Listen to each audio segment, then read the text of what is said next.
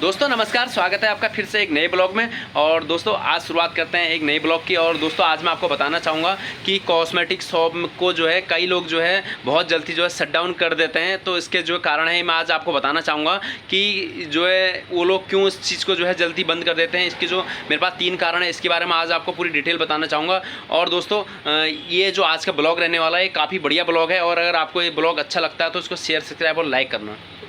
चलने के ना 3 मुख्य कारण होते हैं, वो मैं आपको बताऊंगा, चर्चा करूंगा कि जो 3 मुख्य कारण क्या क्या होते हैं जो हमारी शॉप जो है नहीं चल पाती है। उस बस में जो होता है सबसे पहले एक कारण जो होता है वो होता है शॉप का ध्यान नहीं रखना। अगर आप अपनी शॉप का ध्यान नहीं रखोगे तो आपकी शॉप जो है वो नहीं चलेगी, क्योंकि वहाँ पे अगर आपका आना जाना अगर नहीं होगा या आपका फैमिली मेम्बर अगर कोई इस शॉप पे नहीं जाएगा तो उस शॉप पे जो है आपको नुकसान होगा ही होगा। और दोस्तों दूसरी जो मैं आपको बात बताना चाहूँगा कि जो कॉस्मेटिक शॉप है वो नहीं चलने के कारण ये भी होता है कि आपने जो है उसको एक गलत एरिया में जो है उसका अपनी शॉप खोली है, जहाँ पे जो एरिया है वो आपका सही नहीं है। और जो एरिया जैसा होना चाहिए कॉस्मेटिक शॉप के लिए, जहाँ पे लोगों की ज़्यादा गैदरिंग होनी चाहिए, अगर वो चीज़ अगर आपके शॉप पे नहीं है तो वो शॉप आपकी जो है ज़्यादा नहीं ग्रोथ नहीं कर पाएगी, क्योंकि वहाँ पे जो है गैदरिंग नहीं होती है, ज़्यादा लोग नहीं, आना जाना नहीं होता लोगों को, तो वहाँ पे भी जो है आपको यहाँ पे जो है नुकसान हो सकता है। और तीसरा तो सबसे मुख्य कारण होता है वो होता है आपका फंडिंग का। दोस्तों आपको मैं बताना चाहूँगा, अगर जो है आपके पास पैसा नहीं है, आपने जो है जितना पैसा है अगर वो पहले लगा दिया, उसके बाद अगर आपके पास शॉप में पैसा कस्टमर तो आपके पास आ रहा है, अगर आपके पास पैसा नहीं है शॉप में लगाने के लिए तो आपका कस्टमर जो है वो वापस चला जाएगा। जो कस्टमर की डिमांड है वो आप पूरी नहीं कर पाएंगे।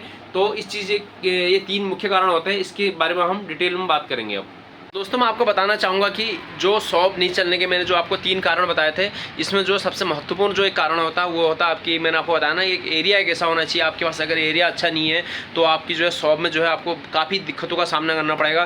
क्योंकि यार देखो, पैसा जो है बड़ी मेहनत से कमाया जाता है। उस पैसे को जो है जब आदमी जो अगर हम उसकी कदर नहीं करें तो पैसे को, जब पैसा बर्बाद होता है ना, तो उसके बाद जिस बंदे के पैसे बर्बाद हुए ना तो उसको पता होता है कि पैसा जो है मेरा बर्बाद हो गया है।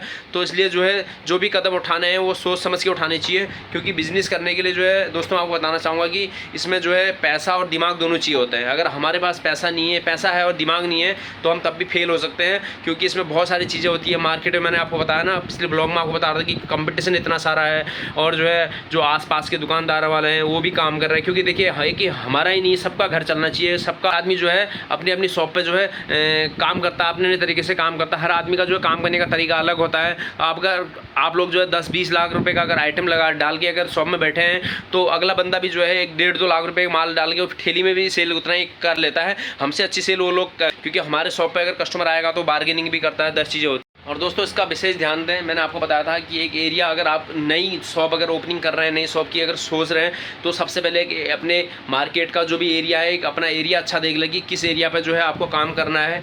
वो सबसे पहले एक अपना जो है, भले टाइम लग जाए, 10 दिन लग जाए, 15 दिन लगे तो कोई दिक्कत नहीं, पहले सोच लें कि आपका जो एरिया है जहाँ पर ज़्यादा लोगों की गैदरिंग होती है, जहाँ एक मार्केट का एरिया होता है, उस जगह में आपको ये सब काम जो है स्टार्ट करना चाहिए। और दूसरा पैसे का, जो मैंने आपको बताया, फंड जो है वो आपको जो भी काम करना है वो एक बार में पैसा नहीं लगाना है, क्योंकि आप धीरे धीरे सामान लाइए। और जो है धीरे धीरे जब आप सामान लाएंगे तो इन्वेंट्री भी आपकी मेंटेन रहेगी, और जो आपका पैसा भी जो है एकदम से जो है आप पे लोड नहीं डलेगा। और क्योंकि ये धंधा ऐसा होता है कि दोस्तों मैं आपको बताना चाहूँगा कि कोई भी आप शॉप करो तो उसमें जो है 6 महीने साल भर तक जो होती है वो दुकान जो है टाइम लेती है चलने में। कम से कम ये साल भर 6 महीने कम से कम उस दुकान को जो हमें टाइम देना पड़ता है। हो सकता है रेंट भी 6 महीने तक जेब से देना पड़े, और कई सारी चीज़ें ऐसी होती हैं कि जो मार्केट में नया नया आता है वो चीज़ें भी आपको रखना पड़ेगा। कस्टमर वापस नहीं जाना चाहिए। हम लोग तो ये सोचते हैं ना कि हमें कस्टमर वापस नहीं जाना चाहिए, बट हमें अपनी मनी भी देखनी पड़ती है। हमें जो है रोटेशन घुमाना है वो उसी हिसाब से देखना है। बताया ना, क्योंकि मैं एक उस सेगमेंट से हूँ कि थोड़ा सा मैंने जो है काफ़ी स्ट्रगल किया अपनी लाइफ में, और जो है ऐसी चीज़ें जो मैंने भी फेस कर रहा हूँ,